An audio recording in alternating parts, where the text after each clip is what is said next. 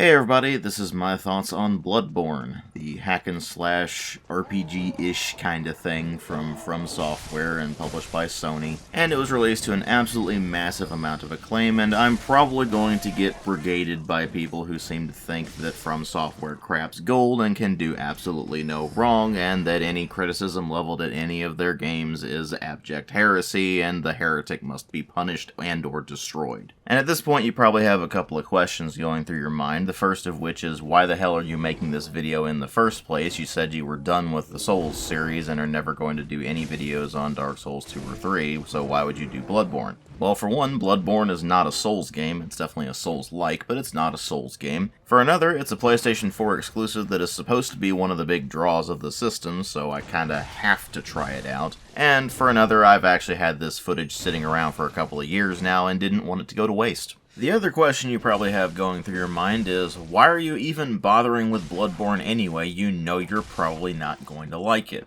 Well, just because I might not like it doesn't mean I won't like it. There are actually quite a few games out there that I didn't think I would like going into them, but it turns out I actually enjoyed them in some regard, like, say, Stardew Valley, which I reviewed recently. That game is not remotely my kind of thing, yet I still managed to find plenty to like about it, so there's always a chance that a game like Bloodborne is going to manage to surprise me. And to that end, there are actually some things that I do like about Bloodborne. For example, the visuals. Not necessarily the visual quality, because it's not that great, but the really fantastic art design and the mixture of gothic and Lovecraftian horror really does make this pretty unique, and it does actually impress quite a bit.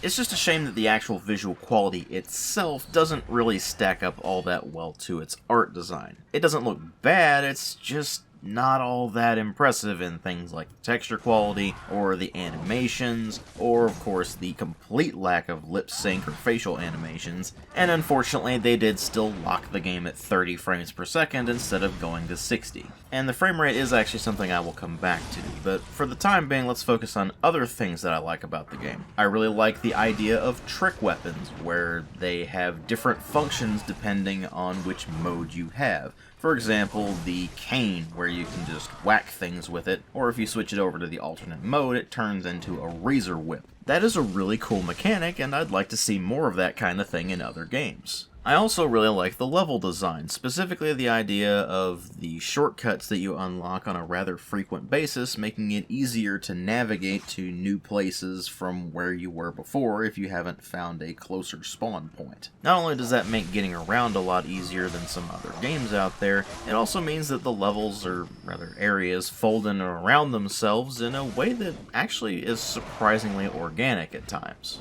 But that's where all the things I like end, and the more ambivalent stuff starts to begin. Like the soundtrack, which is good enough music, it's just that it's a bit much for this particular game. You see, Bloodborne is basically trying to give this rather bleak atmosphere, and that kind of gets thrown out the window when you go into a battle and all of a sudden it's just blasting this overly bombastic orchestral track with choral backing in your face. Again, that's not to say that the music is bad, because it's not bad. It's good music. It's just that it doesn't really gel all that well with the tone that the game is going for.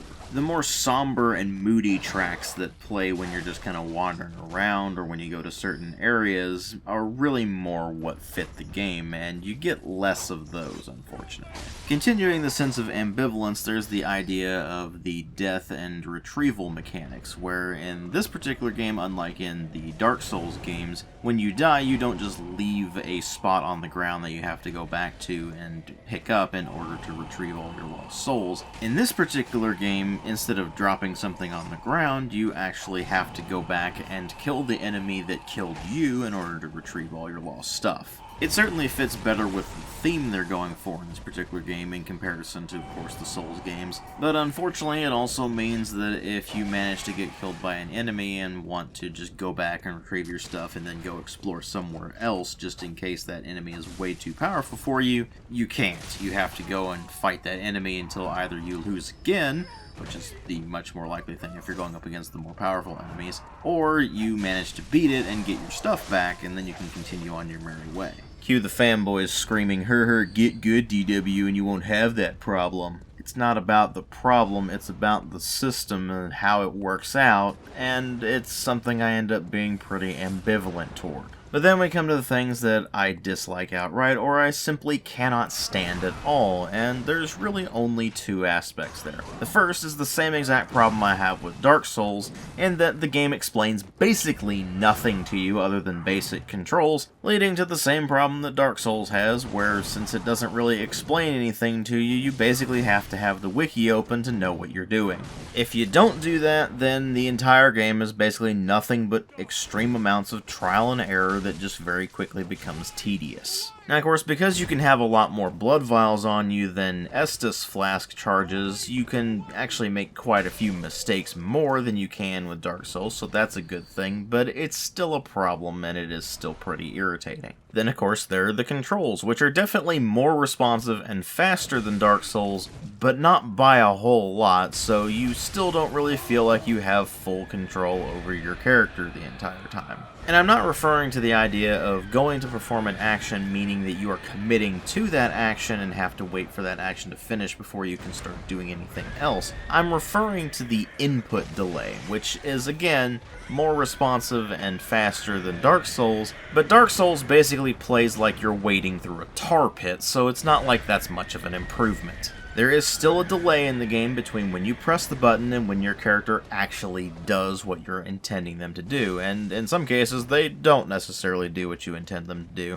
although thankfully that is pretty rare. But you know what? I might even be able to muddle through that if it weren't for the fact that the frame pacing in Bloodborne is absolutely horrible. I mean, sure, the game is running at a locked 30 frames per second, which is not good for an action game anyway, but again, it's something you can kind of muddle through. But because the frame pacing is so bad, it doesn't actually play like it's running at 30 frames per second. It plays more like it's running at 20. And FromSoftware never bothered to fix it. It's probably something that's broken about this particular iteration of their engine, and they clearly improved that when they went to Dark Souls 2 and 3, because those games don't have the frame pacing issues that this does. But they never patched the game to fix the issue, and they didn't even put out a patch for the game on the PS4 Pro or even the PS5 that would fix the issue either. You're just stuck with a 30 frames per second lock that doesn't really run at a proper 30 frames per second.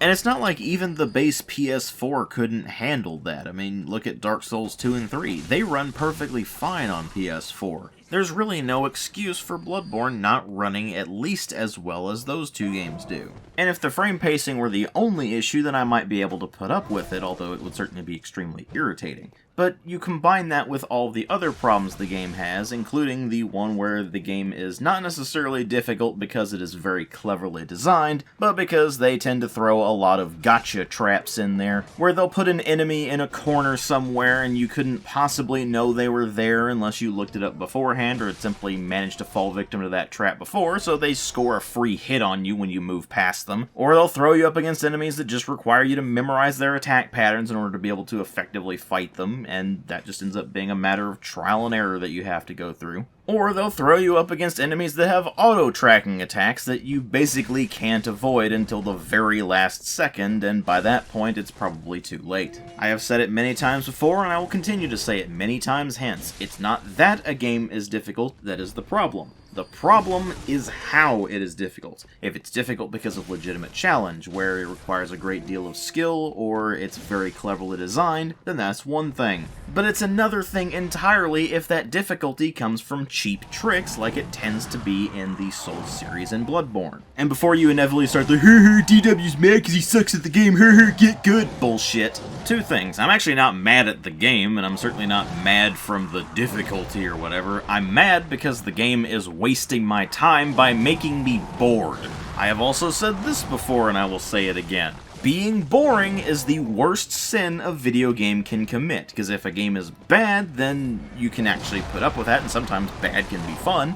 And if a game's good, then of course that speaks for itself. But you can't do anything with boring. That just means it's wasting your time. And while you could certainly make an argument, and be very correct in this argument, that any time spent in a video game for me doing things on the channel is not actually a waste of time, it still feels like it when I'm actually playing the damn thing. Anyway, the other thing I have to say to the inevitable her get good DW comments is, congratulations on reciting a dead meme. I hope you didn't strain your brain cells doing that. In all seriousness though, getting good at Dark Souls is not a matter of getting good so much as it is just putting up with the game's crap enough to be able to finish it, so that's not really a matter of skill as far as I'm concerned. It's really just a test of patience, and you know what? If you have the patience to put up with all the game's crap and go through it, more power to you. Just don't go around acting like it's some massive feat of skill to be able to finish Bloodborne. It's just a matter of trial and error. It's ultimately a test of your patience. And frankly, I have little to no patience for a game like this when there's so many other games out there that I would much rather be messing around with. So I'm going to go ahead and get back to doing that. Thank you all very much for watching, and I will see you all in later videos.